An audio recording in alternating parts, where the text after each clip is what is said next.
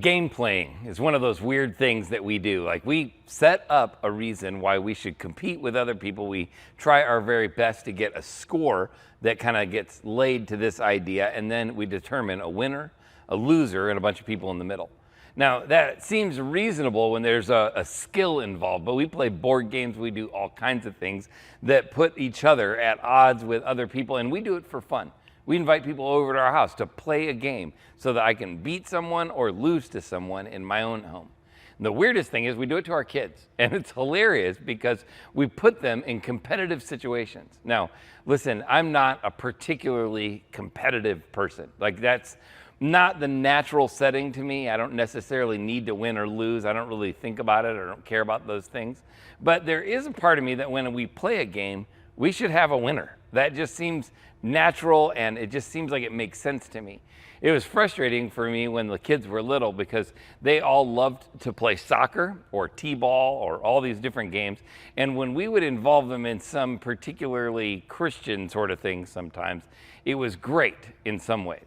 Like, it was great because all the coaches were nice when they were in the Christian stuff, right? It was great when they were involved because everybody was kind and they got neat snacks and they had a good thing. It was at a church, so they kind of limited the language and the bad attitudes.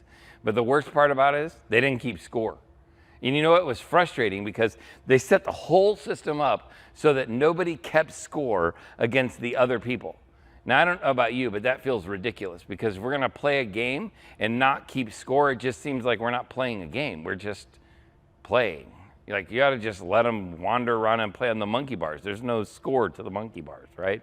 But when you're playing soccer and there's no score being kept, it was frustrating. But then a few weeks into the program, I realized something that was really important. I realized that the people who organized the not keeping score were the only people that weren't keeping score, because the kids all were keeping score. The parents were all keeping score. Even the coaches were keeping score. The only people that weren't keeping score were the people who organized it and kept telling everybody that we weren't keeping score. Because scorekeeping is a part of who we are. It's natural to us. We naturally kind of keep a score, and the score we're keeping determines whether there's a winner, a loser, or some people who are in the middle. And that is a natural part of humanity because we want to keep score. It tells us if we're doing well or if we're doing poorly or if we need to improve. That's something that happens in all of us. It's innate in the games that we play. If we play soccer and we keep score, if we play baseball, we keep score. The highest score wins. If you play golf, the lowest score wins. And it's great if you are doing well, but if you're doing poorly, your shots go up and it doesn't go well. Remember when you were in gym, when you were a little kid? There was a game called balloon stomp. I don't know if you remember this, but they'd tie a string or a rope to your ankle and they'd put a balloon at the end of it that's blown up, and everybody got one. And the game was really all about stomping on other people's balloons and popping their balloons. The last balloon inflated wins the game. Now, balloon stomp is a zero-sum game. For me to win, you have to lose. For my balloon to stay inflated, yours has to be deflated and you have to be counted out. It's a lot like dodgeball. Dodgeball is a game of elimination. It's a zero-sum game. For me to win, you have to lose. That's the problem. When our scorekeeping becomes about not just about me winning, but about you losing.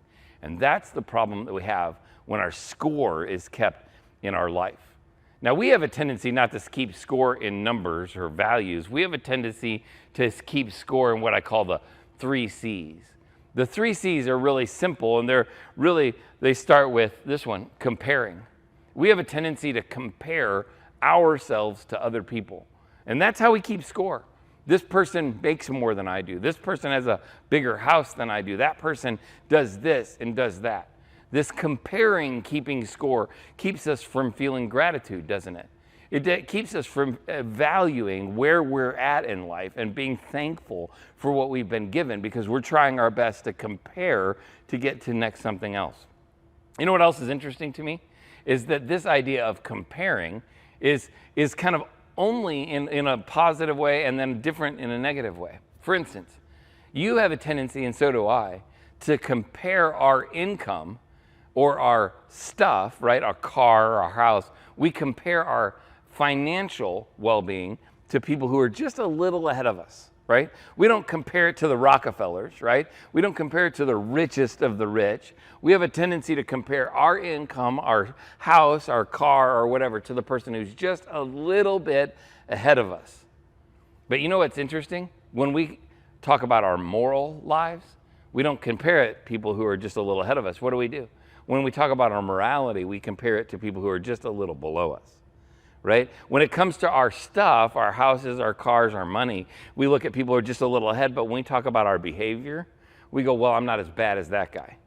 That's interesting because we still are keeping score about learning to compare. The next one is competition.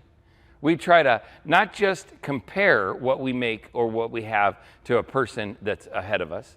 Now in our competing scorekeeping, we're trying to compete. We're not only just trying to compare what we have to the person who's ahead of us. Now our goal is to beat the person ahead of us, to be better than. Now we do this a lot of times in our families.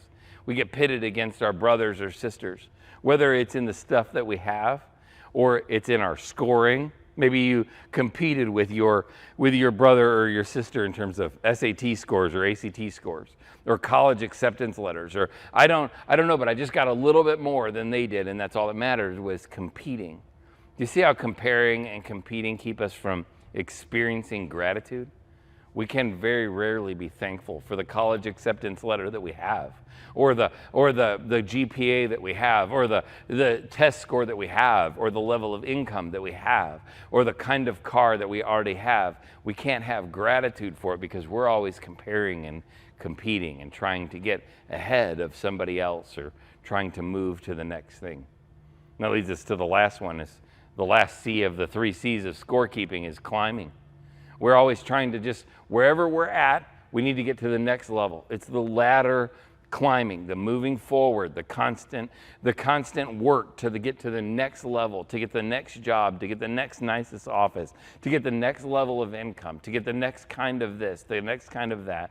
And all of these just foster in us this negativity and this lack of gratitude that keeps us from being thankful for where we're at.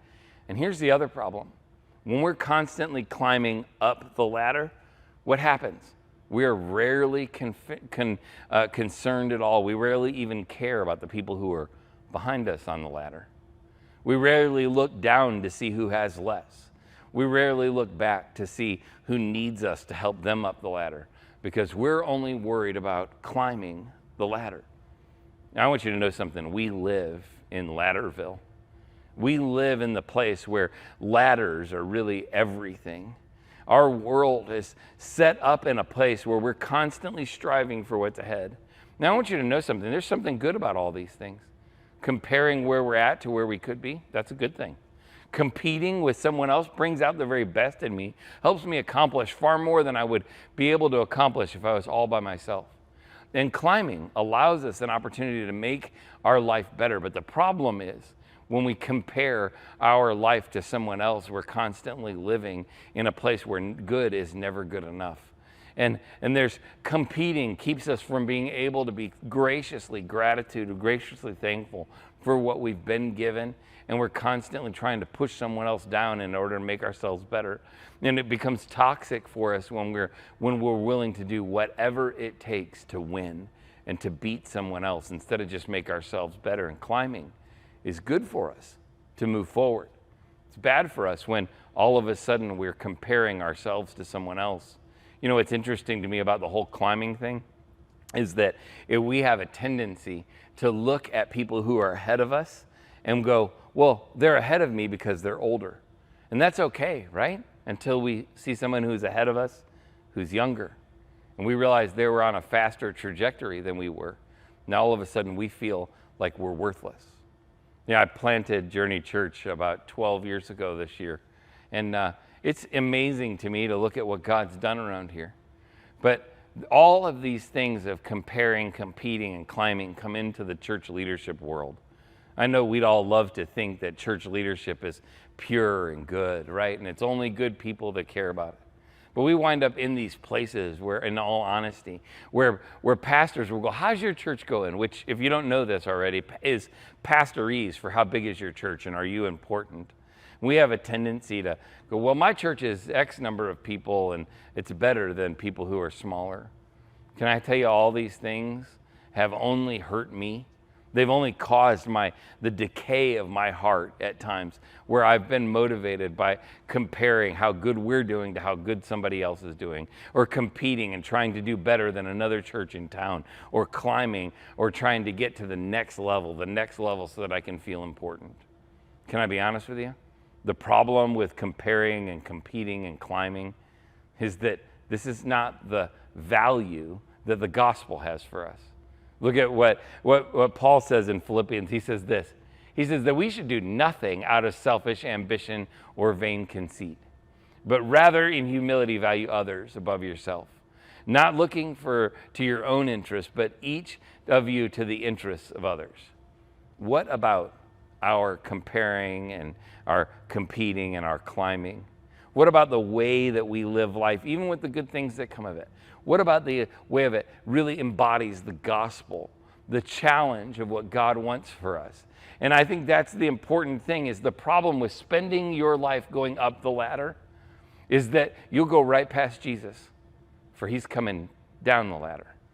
The problem with moving forward is that we rarely are concerned with the people who are behind us, the things in life that need our attention, because it's the call of the gospel that we should do nothing out of selfish ambition or vain conceit, but in humility consider others better than yourself. The rest of that passage, he says that you and I should have the same heart and mindset of Christ Jesus, who considered himself nothing. He had the equality with God that was his to grasp, but he didn't feel like it was important, and he let go of it. He emptied himself, it said, and became obedient to death, even death on a cross. And I want us to get that. What's so important for us is that the bottom line of your life and the bottom line of today is this, that the score you keep determines the game that you play. The things that you think are valuable, the things that you assign value to, competing, comparing, right, climbing, that idea is something that if you hold it as valuable, you'll constantly define the game that you're playing. But if you shift the scorekeeping to a different system, then you could win an entirely different game. If you want to live a different life, keep a different score. Keeping a different score, valuing things that score differently will allow you the opportunity to shift your focus away from competing and comparing and climbing to a place where it becomes about serving. So how do you do that? How is it that you and I live a life that's worth living in a big sense, that's not focused on the smallness of competing and comparing and climbing? How is it that we move our life from this very small story that we're living to a much bigger story? It starts, I think, with resigning your most qualified position. The position you and I are most qualified to live out, the one that we're best at. And it requires us saying, God, I want to step out of that position, because you and I have had the position as master of the board. And we have to resign our position as master of the board. We have to step away from our willingness to kind of live as the person who thinks that they're in control. And that is the problem, right? That's the problem with all of it, is that we think we're in control. Let me tell you about a person that you may have heard of. His name was Caesar. And Caesar was kind of the main guy in Rome. Caesar was in all of every historian's eye. He was in control of everything, right? He was the head of the biggest of the big kingdoms. They were in the middle of the Pax Romana, the glory of Rome, the very best days of Rome, and all of the world pretty much was ruled by Rome. Now, not everybody wanted it that way, but it didn't matter, because Caesar was in charge of everything. He was the big dog. He was the loudest voice. He was the most controlled, and he had everything, all the money, all the glory, all the land, all the people. He was literally the king of kings. Like of all the kings of little kingdoms, he was the king over all of them. And he was completely in control. Now, he had a lot of things going for him. He had 500,000 men, 500,000 men on his soldiers. They were his kingdom. They were his army, and they were in complete his control. And he was trying to figure out a way to do this, to pay his soldiers. And so he was trying to come up with it. And you know what he decided? He put out a decree, and he put out this quite simple decree. And it came to pass in those days that there went out a decree from Caesar Augustus that all the world should be taxed. Maybe you recognize this from Luke chapter 2. Because what had happened is the Pax Romana was going on, and the glory of Rome was played out, and Caesar was the most important person, and he wanted to figure out a creative way to pay his soldiers, and so he sent out a tax.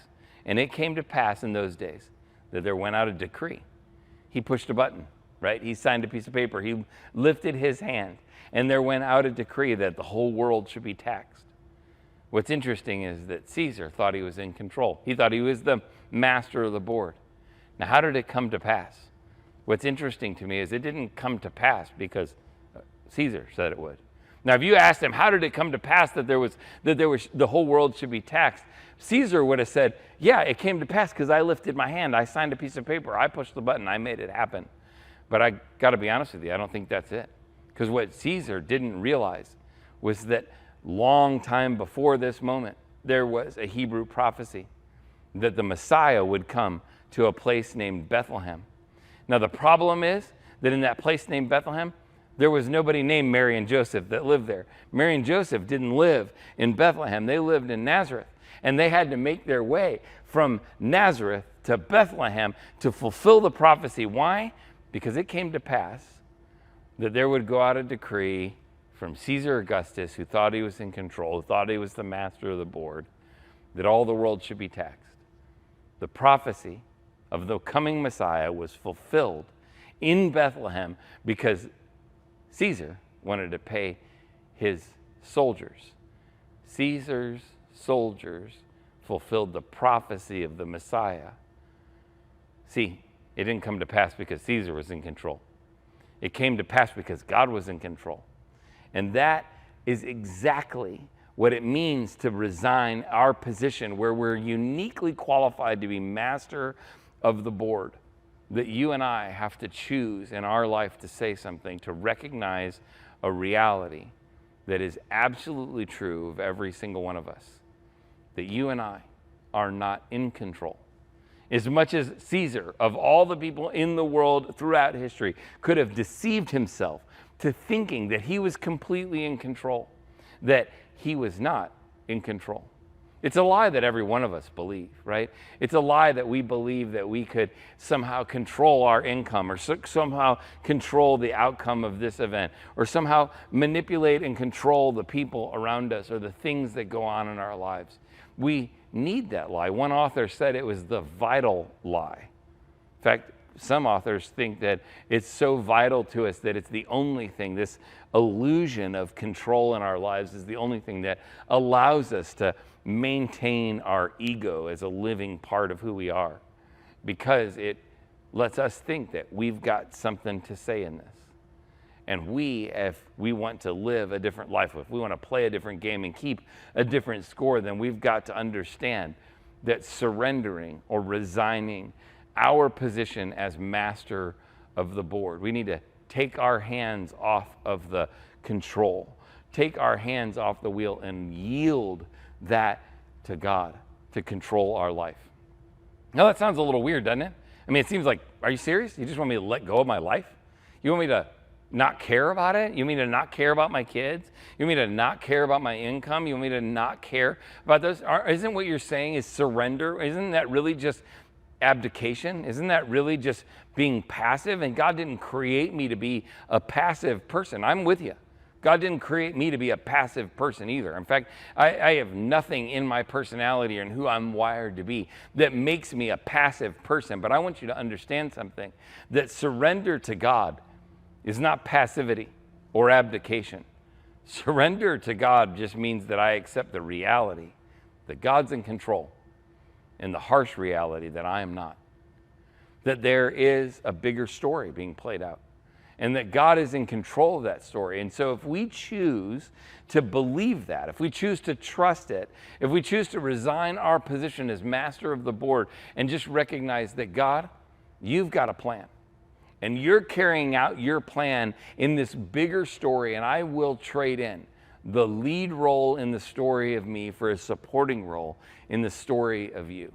It's a very small story that I feel like I'm in control of, and I recognize that I'm just not in control. I'll take in and put in my supporting role in the story of you and let my life play out for yours.